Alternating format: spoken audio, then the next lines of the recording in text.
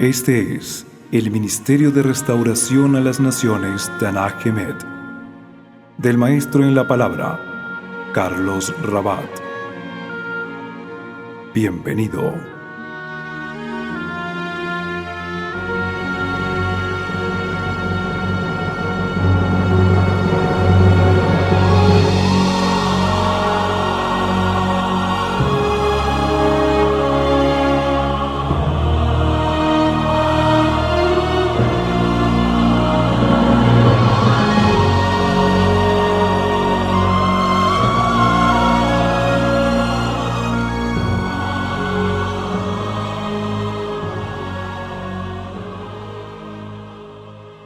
Entonces vamos a ir a la palabra Efesios capítulo 5. Efesios capítulo 5. Hemos estado hablando acerca de la ira de Dios. Ese tiempo que se desatará, aclaro, a futuro, ¿no? Sobre los hijos de desobediencia. ¿Sobre quién vendrá la ira de Dios? La Biblia lo enseña. ¿Hijos de qué? De desobediencia. Y aquel desobediente es el que no escucha. Por eso en hebreo hay una palabra especial, ¿no? Que es la palabra shama. Shama, que es oír. Pero la palabra shama implica oír ¿para qué? Para obedecer, para hacer. ¿Ok? ¿Cuál es el propósito de shama? Oír para hacer. De ahí viene la expresión Shema Israel, Shema Israel. Adonai Eloheinu, Adonai Echad. Oye Israel, el Señor nuestro Dios, el Señor uno es. ¿Sí? Y esa palabra Shama significa oír para obedecer. Oír para obedecer. Pero sobre los hijos de desobediencia es que vendrá la maldición. Y la palabra desobediencia obviamente implica incredulidad, rebeldía y obstinación. Dice ahí Efesios 5:6. Nadie los engañe con palabras vanas, palabras sin sentido, palabras huecas, palabras futiles, palabras banales. Escuche bien, una cosa es vano y otra cosa es banal, ¿no? Porque vano se escribe con V, la vidental o V corta, ¿no? Y banal se escribe con B de burro o B bilabial, dos labios. Pero son sinónimas, ¿ok? Son sinónimas, significan lo mismo. Palabras vanas, banales, palabras que no tienen ningún sentido, palabras que no tienen ningún valor. Dice, nadie los engañe. Porque hoy comúnmente se puede estar presentando un evangelio acompañado de una cantidad de palabras vanas que pueden terminar ¿qué? Engañando a las personas. Y las personas pensarán que esas palabras vienen de parte de ¿quién? De Dios. Y como muchos enseñan cosas vanas y usando una Biblia, entonces la gente acredita esa palabra como si fuera ¿de quién? De Dios. Pero dice que nadie los engañe a ustedes con palabras ¿qué? Vanas. Dice, porque por estas cosas y por las cosas anteriores que hemos visto durante los estudios que hemos hecho, por ejemplo hace 8 días veíamos algunas actitudes, ¿no? Que desencadenaban esa maldición y la ira de Dios. Dice acá, porque por estas cosas viene ¿qué? La ira de Dios. ¿Sobre quiénes? Sobre los hijos de desobediencia. Es decir, que hay hijos de desobediencia y hay hijos de obediencia. Hay hijos de incredulidad y hay hijos de fidelidad, de fe. Hay hijos de Satanás y hay hijos de Dios. El Señor Yeshua lo enseñó así, ¿no? Y Yeshua le dijo a una cantidad de fariseos, de religiosos, les dijo, ustedes son hijos de su padre el diablo, porque las obras de su padre el diablo ¿qué? Hacen. Es decir, que uno se constituye hijo de aquello que uno ¿qué? Hace. Entonces, si yo hago las obras de maldad, las obras de tinieblas, las obras de oscuridad, las obras de pecado, pues terminaré siendo un hijo de ¿qué? De Satanás, del diablo, del adversario, de la oscuridad. Pero si yo soy obediente a la palabra del eterno Dios y vivo de acuerdo a su justicia, a su gracia, pues voy a ser ¿qué? Hijo de Dios. Amén. Hijo de Dios. Y dice allí en la palabra que la ira de Dios vendrá sobre ¿quiénes? Los hijos de desobediencia. Entonces el apóstol Pablo nos dice, y ahí quedamos, y quiero continuar allí. Dice, no sean pues ustedes partícipes. ¿No sean qué? Partícipes con ellos. ¿Sí? No participen de esas obras. No participen de aquellas cosas por lo cual ustedes terminarán contaminándose y podrán terminar siendo hijos de desobediencia, y sobre ellos es que vendrá ¿qué? La ira de Dios. Ahora, si la ira de Dios va a venir sobre los hijos de desobediencia, ¿qué vendrá sobre los hijos de obediencia? La gloria, la honra, el honor, la bendición. Amén. ¿Y cuántos hijos de obediencia hay acá?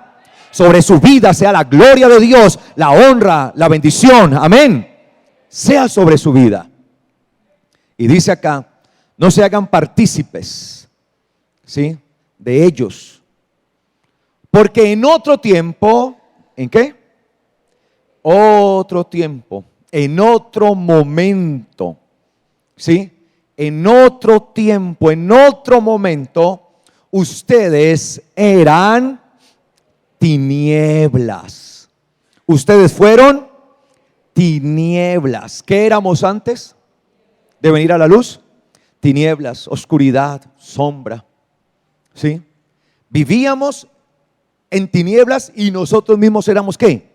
Tinieblas. Mas ahora, diga ahora, más fuerte, ahora son luz. ¿Ahora qué? Diga ahora soy luz. Pero dígalo, ahora soy luz. ¿Qué somos? Luz. ¿En quién? En el Señor. Si ahora somos luz en el Señor, entonces antes éramos tinieblas ¿en quién? En Satanás, en el pecado, en el mundo, ¿sí? Vivíamos bajo esclavitud, pero ahora no lo somos así. Somos luz en el Señor.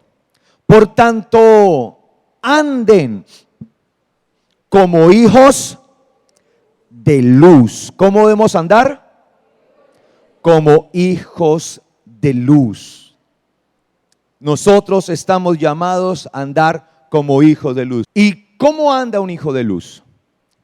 Dice acá, anden como hijos de luz, porque el fruto ¿de quién? De la luz. Hay algunas versiones o algunas traducciones de la Biblia, de Biblias, que dicen espíritu. Bueno, no es que sea un error doctrinal o algo así, pero en realidad la expresión que aparece en griego allí en el texto que fue escrito como tal es la palabra luz, no espíritu, sino que luz, fos, la palabra brillar, fos, de ahí viene la palabra fósforo, ¿no? ¿Sí? Fos, no es fox, sino fos en griego, ¿sí? De luz, que habla de resplandor, que habla de luminosidad. Entonces dice acá que nosotros somos hijos de luz y tenemos un fruto que es el fruto ¿de qué? De la luz. Y el fruto de andar en la luz, evidentemente, ¿cómo sé yo, Carlos Rabat, que realmente yo estoy en la luz? ¿Cómo puedo saber? ¿Cómo puede saber usted que realmente está en la luz? Por tres cosas, las que habla la palabra acá. Porque se evidenciará un fruto que estará dado en tres formas: bondad, justicia y verdad. Dice que el fruto de la luz es en todo bondad, en todo justicia y en todo verdad.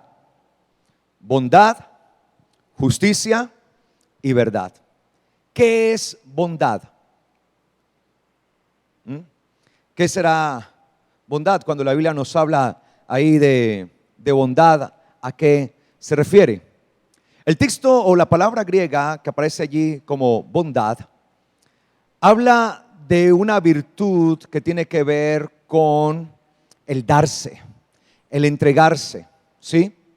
El de practicar lo bueno, de practicar aquello que realmente está dentro de esa escala de valores que nosotros conocemos de acuerdo a la palabra, obviamente escalas de valores de acuerdo a la palabra, porque hoy los seres humanos se están haciendo otra escala de valores muy diferentes, no de acuerdo a la palabra. Todo lo que la palabra dice, todo eso es ¿qué? Bueno. Por lo tanto, la bondad significa, de acuerdo a lo que está acá, es hacer el bien. ¿Qué es bondad? Hacer el bien. ¿Qué es bondad? Hacer lo bueno. Eso es bondad. Y obviamente en un mundo que nos llama cada día como a ser malos y bien malosos, ¿sí?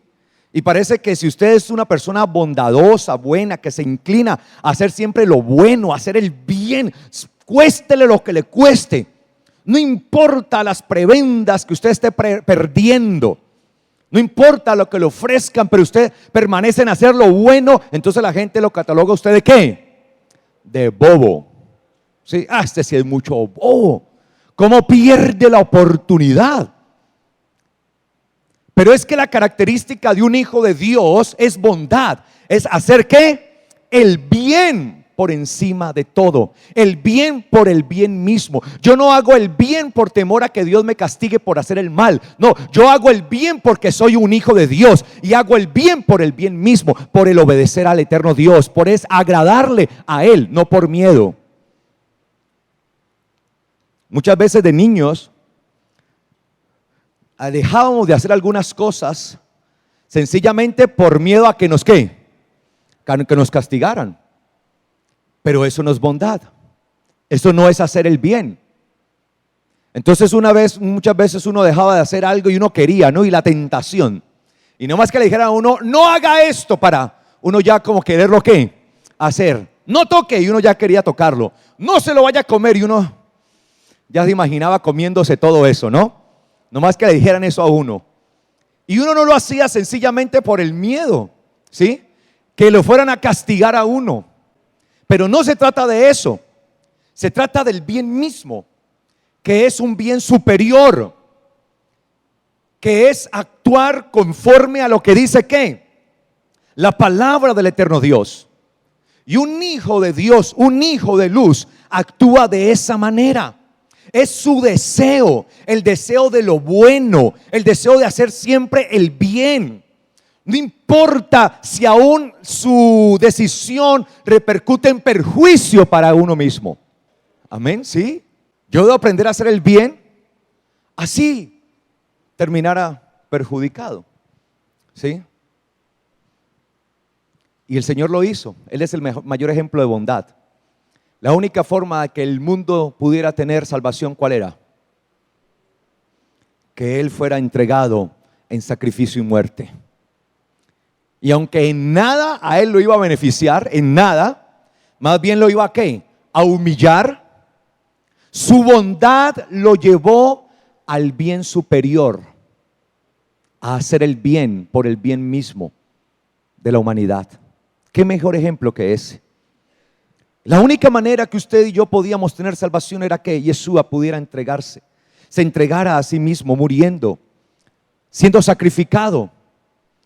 Y cuando nosotros no entendemos esta verdad, entonces no vamos a poder practicar el bien. Por lo tanto, el bien, lo bueno, es una característica de un hijo de Dios. Es siempre tener esa actividad o esa actitud, ¿sí?, bondadosa en favor aún de los demás. Y dice acá que también el fruto de la luz es ¿qué? Justicia. ¿Es qué? Justicia. Y la palabra que aparece ahí como justicia habla de lo recto, habla de mantener rectitud, ser verticales, mantener una línea que no se deforma. Y a veces cuesta eso, ¿no? Y más aún una sociedad como la nuestra, que está tan permeada por tantas cosas, ¿sí?, que nos quieren desviar, que nos quieren hacer encorvar, que nos llevan a perder nuestra verticalidad. Un hijo de Dios está llamado, un hijo de la luz está llamado a ser ¿qué? Vertical. ¿Sí? A permanecer vertical. De eso se trata, de ser rectos. Rectos, mi camino no se va a desviar, mi camino no va a tener zigzags. ¿Sí? Yo no voy a zigzaguear, voy a andar recto, rectitud. Habla de la justicia, habla de actuar de manera justa, equitativa. Y esos son valores que hoy escasean en medio de nuestra sociedad, pero que deben ser permanentes en nuestra vida como hijos de Dios. En todo lo que hagamos, rectos en nuestra casa y familia, rectos ante nuestros amigos, familiares, compañeros, vecinos, siempre ¿qué? Rectos, equilibrados, actuando con justicia, actuando en integridad. Ser íntegros. La palabra justicia que aparece allí también es sinónimo de integridad. Integridad. Y un hijo de Dios debe ser íntegro. Y a medida que avanzamos en nuestra vida cristiana, así somos. ¿Sí? Íntegros. Mis principios y mis valores están por encima de las cosas, porque son principios y valores que he obtenido a través del eterno Dios. Y si mi vida he de entregar por permanecer en esos principios, la entrego.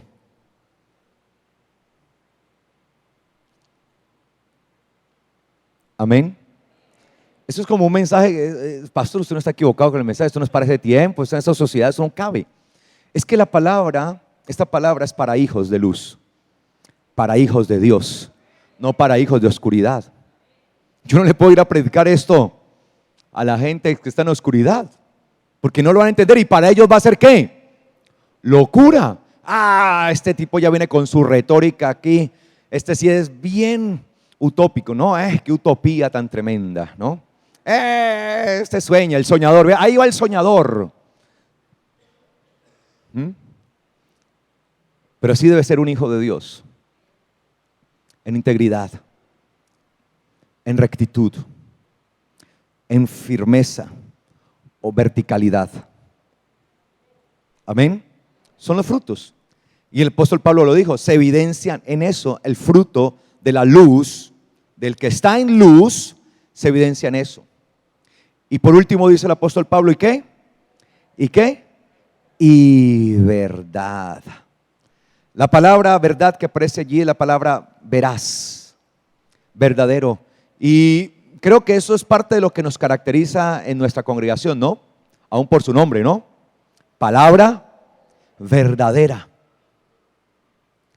Y tratar de vivir en la verdad es demandante, ¿no? Porque estamos viviendo en un mundo de mucha falsedad, de muchas cosas tan tremendas, tan terribles, de lo falso. Y la verdad nos lleva a estar firmes, y la verdad nos lleva a permanecer cimentados, y la verdad impide que nosotros seamos llevados de aquí para allá, como hoja que lleva el viento. Usted por eso ve ahí la gente, y la gente común, del común, la gente del común, la gente que no se deja guiar por el Espíritu de Dios, son llevados como olas del viento, como hojas que son llevadas por el viento de aquí para allá, de allá para acá, y van y vuelven, y van y vuelven. Y por eso hoy usted los ve de rojo y mañana de verde, y luego al contrario, y hoy los ve por estos y luego mañana por esto, y hoy son enemigos de esto y mañana se están abrazando, y luego vuelven a ser enemigos. Sí, usted ve la gente así. Y es una cosa terrible, terrible. Y estamos de aquí para allá, de allá para acá, porque no hay ¿qué? Fundamento. La verdad es fundamento. ¿Qué es la verdad? Fundamento, da firmeza, fidelidad. Y el Hijo de Dios está llamado a eso, a vivir en lo veraz. Por eso dice la Biblia, sea Dios veraz y todo hombre mentiroso. Claro, delante de Dios todos resultamos ser unos mentirosos. Y yo soy el primero. Sí. Es por su misericordia que ahora intento día a día avanzar. Pero es precisamente porque Él es veraz que yo quiero ser como Él. Porque hace 8 días veíamos que decía, ¿no? La palabra nos enseñaba que debemos ser como ¿quién? Como Dios. Que nos lleva, la palabra nos lleva a ser como ¿quién? Como Dios. Y nosotros estamos llamados a vivir en la verdad. Y mucha gente dice eso, ¿no? Eso es un dicho popular que la gente dice. ¿Por qué murió Cristo? Dice, por la verdad murió Cristo. ¿No? Por la verdad murió Cristo. No, Él murió fue por nuestro pecado. Claro, Él es la verdad. Ahora, ¿en quién encontramos todo esto? En Yeshua. Encontramos que Él es la verdad, que Él es la justicia y que Él es toda bondad. Amén. Por eso nos debemos identificar como hijos de Dios. Ahora, como hijos de Dios, entonces estamos llamados a practicar esto. Y esto nos hará hijos de obediencia. Por lo tanto, así cada uno de nosotros podremos probar. Mire lo que dice el versículo siguiente, el versículo 10. Probando así lo que es agradable al Señor. Entonces, cuando nosotros vivimos de esta manera, así probaremos. ¿Sí?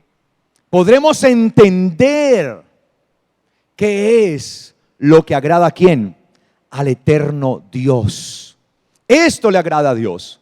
Al eterno Dios le agrada que sus hijos vivan en bondad. Le agrada que sus hijos vivan en justicia y que sus hijos vivan en ¿qué? En verdad. ¿Cuántos hijos de luz hay aquí? Amén. Entonces quiero que me acompañen rápidamente allí a Crónicas, segundo libro de las Crónicas, el capítulo 31. Y estas actitudes, estas cosas marcarán nuestra vida. Amén. Y marcarán nuestra vida en todo. No se supone que yo solamente esto lo haga cuando vengo a la iglesia. No, esto me debe marcar como padre. En mi caso, ¿no? Como hijo. Me debe marcar también como ¿qué? Como esposo. Como ciudadano. Como compañero. Y en todas las áreas. Dice aquí la palabra: hechas todas estas cosas, todos los de Israel que habían quedado allí salieron por las ciudades de Judá. ¿Sí? Segundo libro 31:1, amén. De Judá. ¿Dónde fue que? De Judá. Y quebraron las estatuas y destruyeron las imágenes de Asera. Recuerde que Asera, o en hebreo, ¿sí? Asera, era una imagen que había simbólica de una deidad de la antigüedad, que era la famosa también Astarte, que era la diosa de los fenicios, ¿no? Era una diosa, la diosa de los fenicios. Y dice acá que derribaron esas imágenes, las destruyeron y derribaron todos los lugares altos. ¿Qué derribaron? Los lugares altos. Los echaron abajo, los derribaron, los destruyeron, los hicieron perecer. Todos esos lugares altos donde estaban todas estas imágenes. Y los altares por todo Judá y Benjamín, y también en Efraín y Manasés, hasta acabarlo ¿qué? Todo. Después volvieron todos los hijos de Israel a sus ciudades, cada uno ¿a qué? A su posesión. ¿Qué pasaba? Israel se había contaminado con toda la idolatría de los vecinos, de sus de los pueblos vecinos, de todos los que le rodeaban, le circundaban. Ahí estaban. Se habían contaminado con dioses de Baal, de Acera y con todos estos dioses, también el dios Dagón, que era el dios de los filisteos, el dios Baal de los babilonios, y era una cantidad de dioses. Y habían levantado en sus lugares altos imágenes a las cuales le rendían adoración. Y por esta situación había venido la maldición sobre Israel. Había venido la destrucción, había venido la ruina. Estaban bajo maldición. Cuando usted y yo levantamos altares a nuestros ídolos, llámense como se llamen, y no solamente estoy hablando de ídolos de imágenes. Usted puede tener un ídolo que puede ser su propio ego, su arrogancia, su altivez. No, yo no me dejo de nadie, a mí no me la montan. Pero pastor, entonces ¿qué me voy a dejar? Pero muchas veces ese me voy a dejar es que no queremos ceder a nuestras pretensiones particulares, a nuestro orgullo, a nuestra altivez, porque queremos que todo el mundo ceda a nosotros. Y puede ser una idolatría, nuestra arrogancia, rebeldía, aún la prepotencia, todo esto se ve como idolatría. Hay gente que tiene como su ídolo el dinero. El dinero es su ídolo y solamente funciona en torno al dinero, ¿no? El dinero. Y hay gente que está dispuesta a hacer lo que sea por dinero, es su ídolo. Para otros puede ser hasta su familia, y no estoy diciendo que usted no ame a su familia. Una cosa es amar a su familia, otra cosa es idolatrarla. ¿Y cuándo idolatramos? Por ejemplo, los padres idolatran a sus hijos cuando les permiten a sus hijos que están bajo su tutoría, bajo su autoridad, hacer lo que a ellos se les venga en gana. Cuando en su casa debería haber normas establecidas de acuerdo a las escrituras. Pero yo le enseño eso a mi hija. Mientras tú vivas bajo mi techo, cumples mis normas, porque mis normas son las de Dios. Así. Y el día que no quieras, tú tienes tu libertad, pero ya no puedes vivir más bajo este techo, Valentina. Y se lo digo. Y se lo he puesto y he charlado con ella. Yo a mi hija la amo.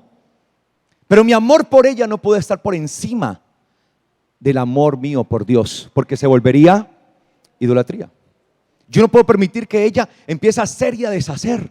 No es que ya tiene 15 años, déjela vivir. Yo quiero preparar una mujer íntegra, porque el Señor me la entregó y la quiero preparar de manera íntegra. Quiero que sea una mujer que sirva a esta sociedad. Quiero que sea una mujer que sea luz, que sea una hija de Dios, sobre todo, que lo ame a Él. Habré hecho correctamente mi función para lo que Dios me colocó. Y se lo trato de dar con mi ejemplo. Y se lo digo y le advierto y le digo las cosas. Entonces, debe funcionar así. Pero hijos que uno los ve desde pequeñitos manipulando a sus padres, haciendo lo que se les da la gana. A los 16, 17, 18 años llegan a la casa a la hora que quieran, borrachos. Y así tengan 30, mientras vivan con ustedes, están bajo su autoridad. Y usted no tiene que permitirles eso. Y llega, ¿cómo así que me va a llegar qué? No, a mi casa no entra así. Porque mi casa y yo, como dijo Josué, serviremos a Yahweh.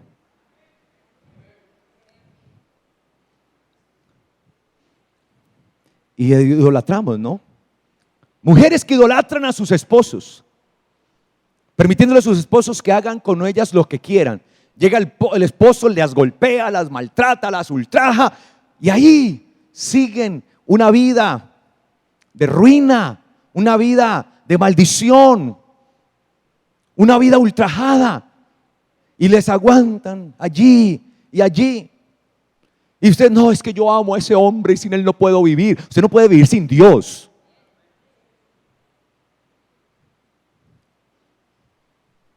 Y por ese amor se vuelve un amor enfermizo, que es una idolatría, que las golpean, las maltratan. ¿Cómo es esto? ¿Cómo puede ser eso? que un hombre ejerza violencia contra la mujer. Idolatría es todo aquello que tú haces que va en contra de Dios. Entonces dice que derribaron eso porque los ponían en los lugares ¿qué? Más altos, ¿no? En las cumbres, allá, en lo más alto, en lo más empinado. Y allá estaban. Y muchas veces nosotros nos queremos poner así, o ponemos otras cosas así. Y eso hay que derribarlo en el nombre del Señor. Amén. ¿Usted quiere bendición? ¿Cuántos quieren ser bendecidos en el nombre del Señor? ¿Quiere la bendición de Dios? Empiece por derribar todos esos altares que usted ha puesto en el nombre del Señor. Si usted es el ídolo, pídale perdón al Señor y quebrántese. Que Dios no desprecia un corazón humillado y quebrantado. Y dice, y arregló Ezequías. ¿Qué hizo Ezequías? Arregló. Pero la palabra que me gusta allí de arreglar, la palabra hebrea que aparece allí, amad, significa afirmar. Es decir, leámoslo como afirmar. Y afirmó. ¿Qué hizo? Afirmó. Nosotros tenemos que afirmar nuestra vida y muchas de las cosas, afirmarlas, ponerlas ¿en qué? En orden. Organizar nuestro cuarto, allá nuestro alma, ¿no? Y dice acá, afirmó Ezequías. ¿Qué hizo el rey? Afirmar. Ezequías, mire, Ezequías llegó y encontró a Israel vuelto un ocho. Eso estaba vuelto nada, estaba en inmundicia. Y llega al trono de Israel y ve todo eso vuelto nada, ese desorden tan tremendo. Y es que Dios habita en el orden. Dios, el eterno Dios Yahweh, es un Dios de ¿qué? De orden. Y pide que hagamos todo ¿en qué? En orden y decentemente. Todo en orden. Dios es un Dios de ¿qué? De orden. Aún eso tiene que reflejarse en su vida, en su manera de vestir aún, en su casa. Y arregló Ezequías la distribución de los sacerdotes, porque todo estaba revuelto, y de los levitas, porque aún los sacerdotes y levitas estaban dedicando su servicio ¿a quién? A los ídolos. Cuando ellos habían sido separados para servir ¿a quién? Únicamente ¿a quién? Al eterno Dios, ahora estaban sirviendo a ídolos. Y arregló la distribución de los sacerdotes y levitas conforme a sus turnos, cada uno según su oficio, Los sacerdotes y los levitas para ofrecer el holocausto y las ofrendas de paz, para que ministrasen y para que diesen gracia y alabasen dentro de las puertas de los atrios de Yahweh. Mire, para que alabasen ¿dónde? Dentro de las puertas. Entonces, ¿qué había pasado hasta ese momento? El templo que había sido construido en tiempo de Salomón estaba cerrado. Ya no había adoración dentro del templo. Ahora, ¿quién es el templo hoy? ¿Quién es el templo hoy? Nosotros. No este lugar físico, nosotros. Y nuestro templo debe ser un templo de puertas abiertas, en donde constantemente estemos alabando, exaltando, glorificando el nombre de nuestro Dios con nuestra vida, amén, con nuestro testimonio, con nuestros hechos. Nuestra vida debe ser una constante alabanza a Dios. Eso es lo que demanda la palabra. Y dice, arregló Ezequías toda esa distribución, y cuando lo hizo, entonces llevó a los sacerdotes para que dieran ¿qué? Gracias. Y para que alabaran dentro de las puertas de los atrios de Yahweh, dentro de sus puertas como templo. En su vida debe haber una constante alabanza al eterno Dios. Usted debe ser alabanza constante para la gloria de Dios, amén. Su vida debe ser alabanza para Él. Alabanza es algo grato que lo exalta a Él. Mi vida debe ser grata delante de Él. Y dice, el rey mismo, mira, estaba tan comprometido Ezequías, el rey mismo tomó de su propio dinero, de sus propios bienes, pecunio, de su propia heredad, de su propia posesión,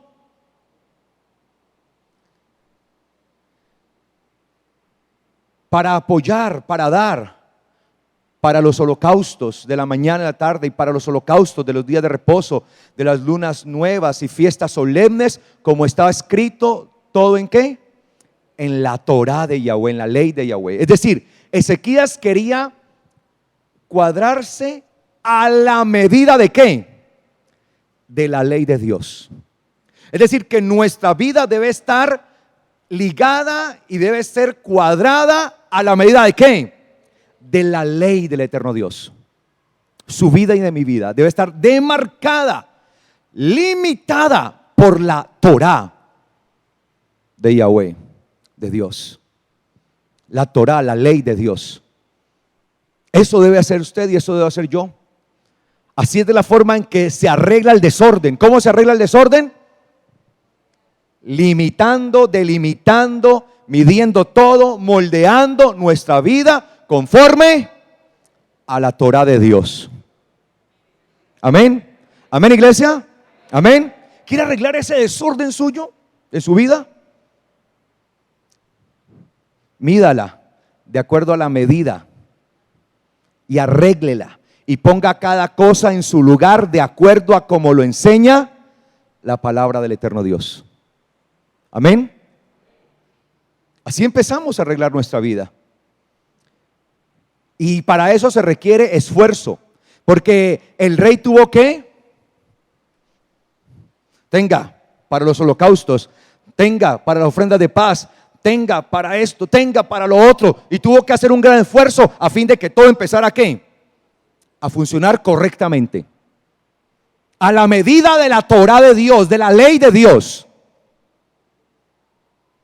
Pero cuando yo me pongo a escarbar, a buscar ahí, saco por aquí, saco por allá, y voy tirando y tirando y tirando y tirando, pues vuelvo todo un desorden y no encuentro nada.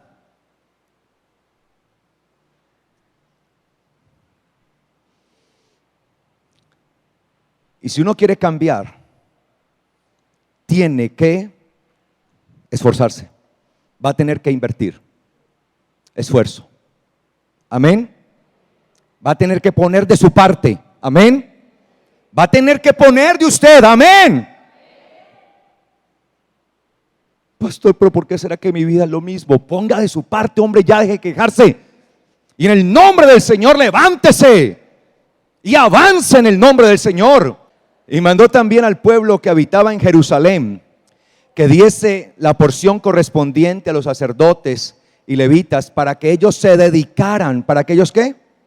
Se dedicaran a la ley de Yahweh. Y me gusta la palabra que aparece allí, la palabra hazak, que significa fortificarse. ¿Sí? Fortificarse, fijarse, fijar, fortificarse. Para que ellos se fortificaran, para que ellos se fijaran, no se adhirieran ¿a qué? A la ley de Yahweh. ¿Qué debemos hacer nosotros como hijos de Dios, como hijos de luz, como un reino de sacerdotes? ¿Qué debemos hacer? Fijarnos.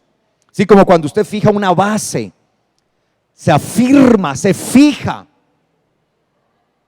Pero lo hacemos es ¿en quién? En la ley del eterno Dios, en la ley de Yahweh.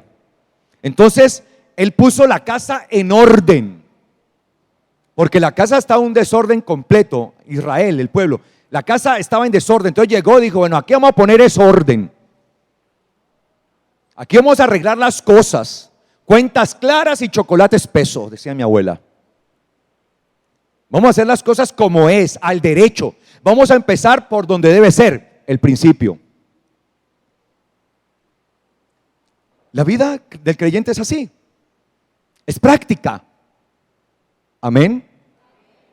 Y cuando usted y yo disponemos a hacerlo así, tenga en cuenta que el Señor estará a nuestro favor y nos dará la fortaleza, y su Espíritu nos sustentará y nos guiará y nos dará la fuerza para que podamos avanzar en el nombre del Señor. Porque esto no lo estaba haciendo Ezequías por su propia mano, sino porque había sido inducido por el mismo Espíritu de Dios. Y en usted está el Espíritu de Dios, que es el que le lleva a poder hacer un cambio total en su vida, para que usted pueda avanzar, para que usted no se quede, sino que usted pueda mostrarse como un hijo de luz.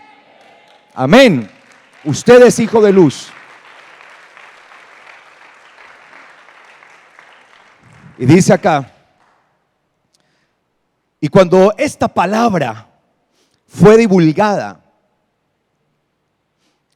esa dabar, ese dicto dabar, fue divulgada, los hijos de Israel dieron muchas primicias de grano, y de vino, y de aceite, y de miel, y de todos los frutos de la tierra, y trajeron asimismo en abundancia los diezmos ¿de qué? De todas las cosas.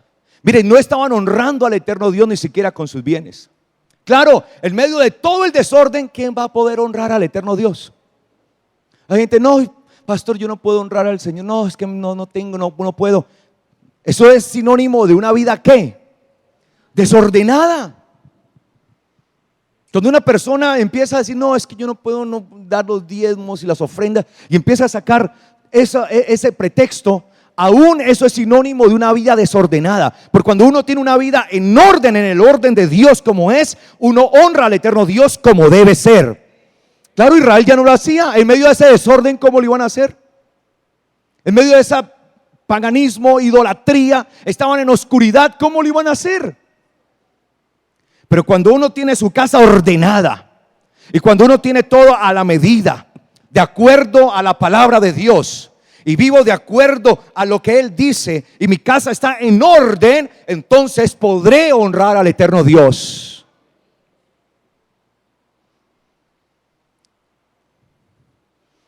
Y dice allí, y también los hijos de Israel y de Judá, que habitaban en las ciudades de Judá, dieron del mismo modo los diezmos de las vacas y los diezmos de las ovejas, y trajeron los diezmos de todo lo santificado y de las promesas que habían hecho a Yahweh su Dios, y lo depositaron todo ¿en qué? En montones. Todo lo depositaron ¿en qué? En montones, ¿sí? En montones. En harem, que aparece la palabra allí, hebrea harem, un montón, ¿sí? Grandes montones. Mire, aún hasta promesas no cumplidas. Porque trajeron ofrendas, trajeron diezmos y primicias, y aún ofrendas que habían ¿qué? Prometido. Y la Biblia dice, cuando hagas promesa al Señor tu Dios, no tardes en cumplirla, porque ciertamente la demandará el Señor tu Dios de ti, y será pecado en ti si no la cumples. Claro, con promesas no cumplidas. Y eso había traído ruina, maldición, ruina tras ruina. Entonces venían cargando ruina sobre ruina, maldición sobre maldición, muerte sobre muerte. Venían cargando ellos. Y así no podían ser bendecidos, ser prosperados. Y dice acá, en el mes tercero comenzaron a formar aquellos montones y terminaron ¿cuándo? En el mes séptimo. En el mes tercero, en el mes de Sivan, en el mes de Shavuot empezaron a organizar todo eso. En el mes de la fiesta de Pentecostés empezaron a firmar todo eso. ¿Y terminaron cuándo? En el mes séptimo, en el mes de la fiesta de Sukkot, de los tabernáculos. Todo ese tiempo ahí estuvieron allí. Y estuvieron ahí, traiga y traiga y traiga. Y empezaron a traer y todo esto lo depositaron ahí en montones. Es decir, que en medio del desorden, cuando empezaron a organizar, empezaron a ver que sí tenían. En un desorden es muy difícil encontrar algo que usted esté buscando. Cuando usted esté buscando algo y lo esté buscando en medio del desorden, consejo, primero organice todo. Y cuando lo organice todo, ahí lo va a encontrar. Y cuando Ezequías y los príncipes vinieron y vieron los montones, ¿sí? Vieron semejante harem, ahí no, esos montones tan tremendos. Bendijeron a Yahweh y a su pueblo Israel. ¿Qué empezó a fluir? ¿Qué empezó a fluir? La bendición. Berajá, berajá, bendición. Berajá. Pero recuerde que la palabra bendición, berajá, viene de la misma raíz de berej. Berej, rodilla. ¿Cómo dice ese rodilla en hebreo? Berej. Berej. Es decir que la bendición empieza cuando una persona decide doblarse, inclinarse, postrarse, humillarse. Ahí empieza la bendición. De otra manera no. Y ellos se inclinaron, se postraron ante Dios con su actitud. Ya no ante los dioses, ante los ídolos. Y empezó a fluir la bendición. Y yo creo que en esta mañana sobre su vida empieza a fluir la bendición. Amén. Empieza a venir la bendición sobre su vida, sobre su casa, sobre su familia. En el nombre de Yeshua, la bendición sobre usted. Pero inclínese. Ya no más. Dobléguese.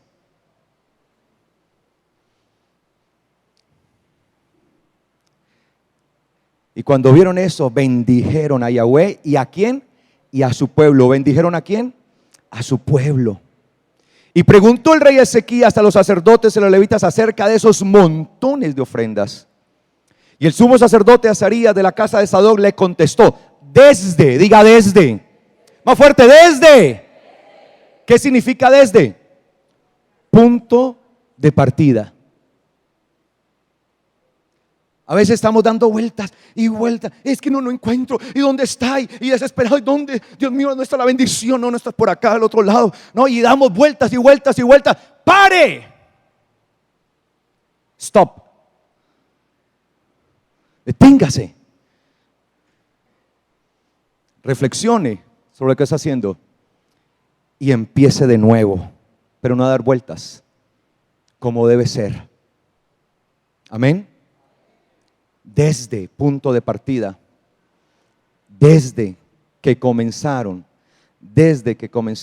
versículo 10, desde que comenzaron a traer las ofrendas a la casa de Yahweh, hemos comido y nos hemos saciado, y nos ha sobrado mucho, porque Yahweh ha bendecido a su pueblo y ha quedado esta abundancia de provisión.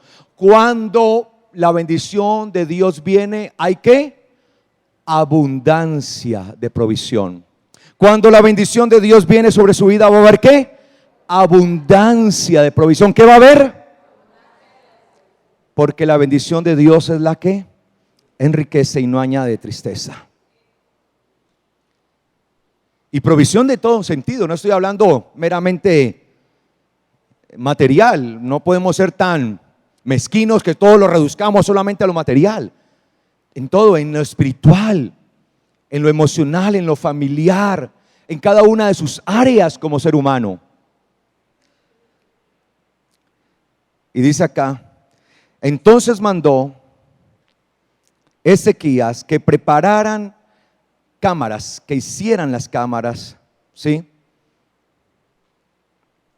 Que se erigieran, que se levantaran las cámaras. La palabra kun que aparece ahí es levantar, ¿no? Levantar. Es decir, que esas cámaras donde se depositaban antiguamente las ofrendas, los diezmos y todo esto, estaban ¿qué? Derribadas. ¿Sabían qué? Caído. Porque habían quedado en el abandono. Y esas cámaras son como especies de altares. Entonces en esas cámaras traían todas las ofrendas, las metían ahí, los diezmos y las primicias. Esas cámaras hablan también de lo que tenemos dentro de nosotros. Y no solamente estoy hablando de la parte económica, sino de cada cámara que hay dentro de usted. Y sus cámaras pueden estar derribadas. Y el rey mandó ¿a qué? A reconstruirlas, a levantarlas, porque sabían que caído. Tal vez su altar personal está caído. Hoy es el tiempo de levantar el altar.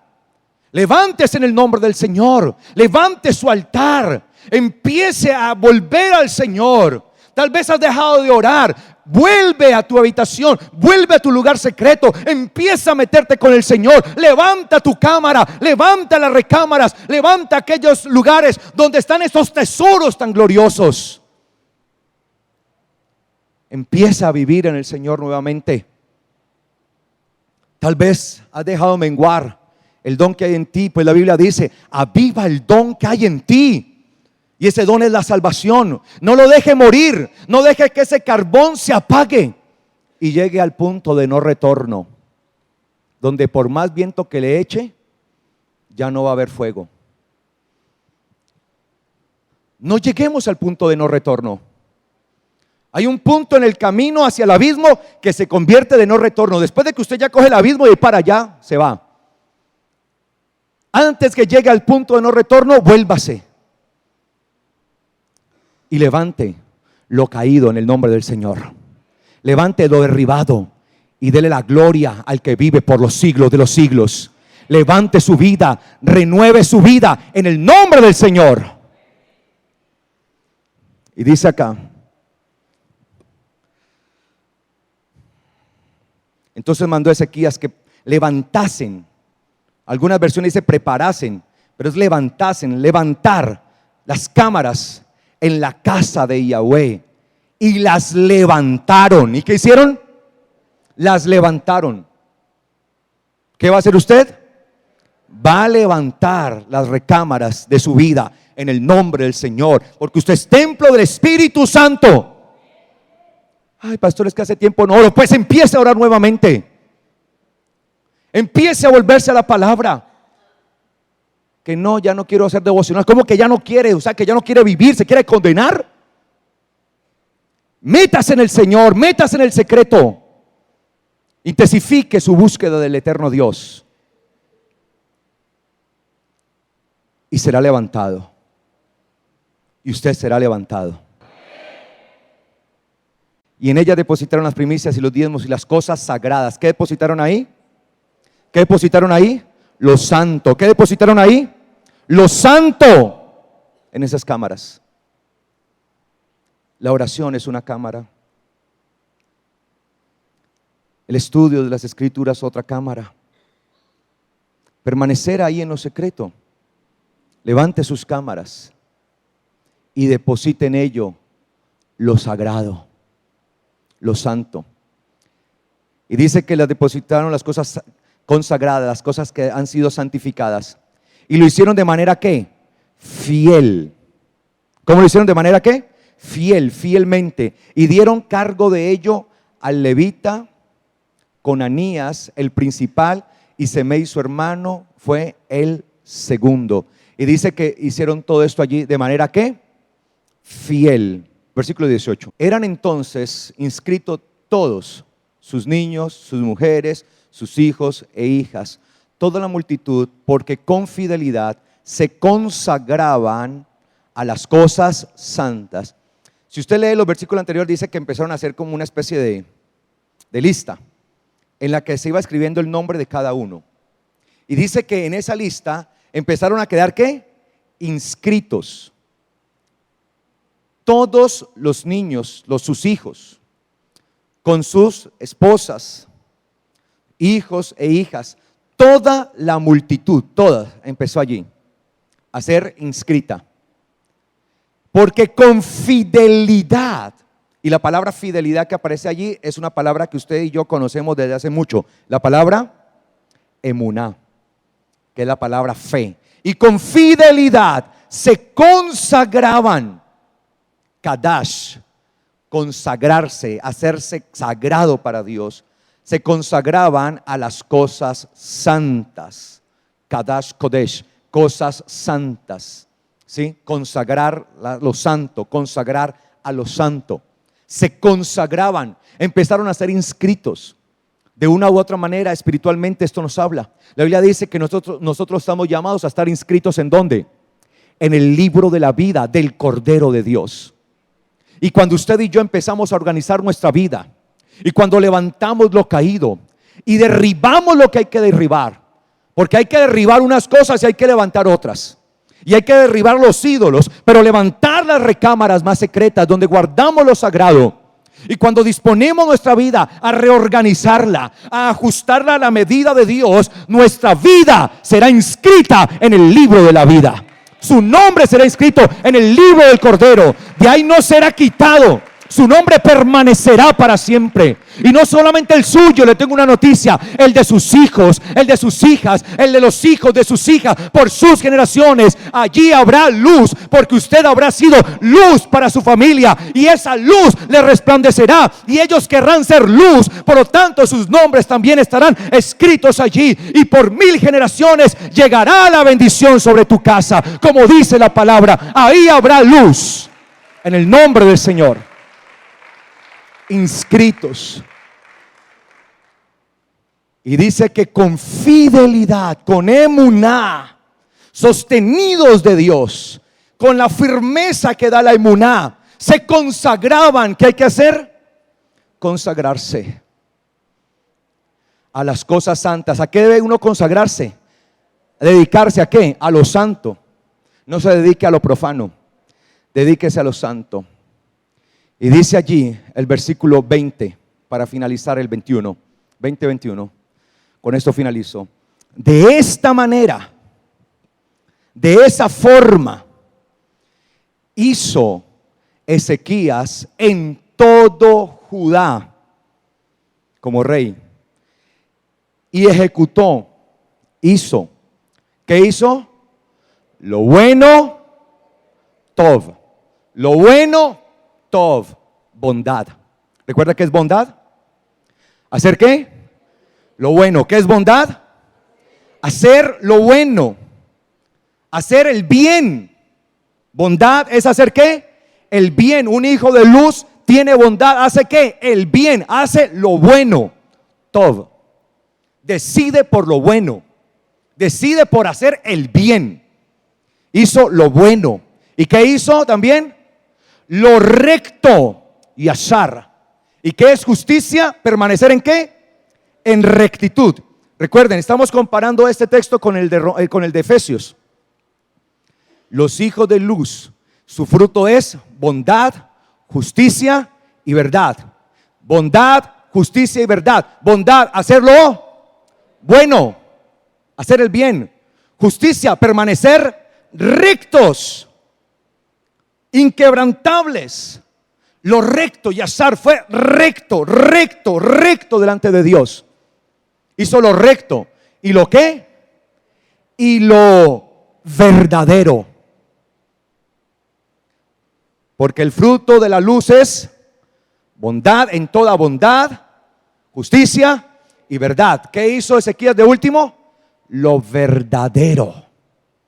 Emet, emet, emet, verdad, verdad. Y la verdad es estabilidad. Y la verdad es confiabilidad.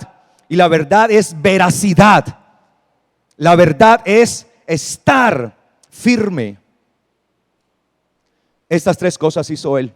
Es decir, que Ezequías actuó como un hijo de ¿qué? De luz.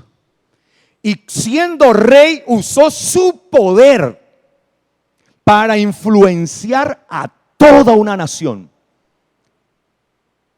Él no iba detrás de las ganancias, detrás de la corrupción. Él no iba detrás de una corona. Él fue detrás de la gloria de un hijo de luz. Y por lo tanto actuó como tal, como un hijo de luz. Y llevó a todo un pueblo a vivir como hijos de luz. Y dice entonces que hizo Ezequías lo bueno, lo recto y lo verdadero delante de ¿quién? De Yahweh su Dios. En todo, por lo tanto, en cuanto emprendió, en cuanto hizo, empezó en el servicio de la casa de Dios, ¿de acuerdo con qué? Con la ley, la Torah de Dios, y de acuerdo con los mandamientos, misbot, los mandamientos que están en la Torah de Dios. Así buscó ¿a quién? A su Dios. Buscó, frecuentó. La palabra darash significa frecuentar, buscar. Darash es el camino que se abre por el frecuentarlo. Un camino se surca frecuentándolo. Y así hizo él. En todo cuanto emprendió en el servicio de la casa de Dios, de acuerdo con la ley y de acuerdo con los mandamientos, buscando ¿a quién? A su Dios, a Yahweh. Y lo hizo todo de corazón, con su mente, con su pensamiento, porque el corazón es el pensamiento, la razón. Y por eso fue ¿qué? Y por eso fue ¿qué? Prosperado. De hecho, la palabra prosperado que aparece ahí es la palabra salah, que es la raíz primaria, que es una raíz primaria de la palabra atzalajá. ¿Y sabe qué significa atzalajá en hebreo? Éxito. ¿Cómo se dice? Si yo les digo a ustedes, shalom, bechatzalajá, ¿Qué le estoy diciendo? Paz y éxito. ¿Cuántos quieren tener éxito? ¿Cuántos quieren tener éxito? La palabra éxito en hebreo, atzalajá. Y atzalajá viene de la raíz tzalaj, que aparece allí. Es decir, que él hizo todo este de corazón y por lo tanto obtuvo ¿qué? Éxito. ¿Fue un hombre qué? Exitoso. Fue un hombre exitoso. ¿Cuántos quieren ser exitosos? ¿Usted quiere ser exitoso? Atzalajá, éxito.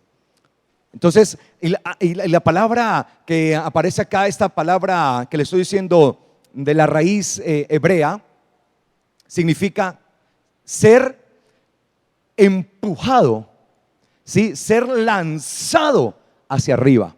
Esa es la expresión. Y hoy eso es lo que el Señor quiere de tu vida. Que tú seas ¿qué?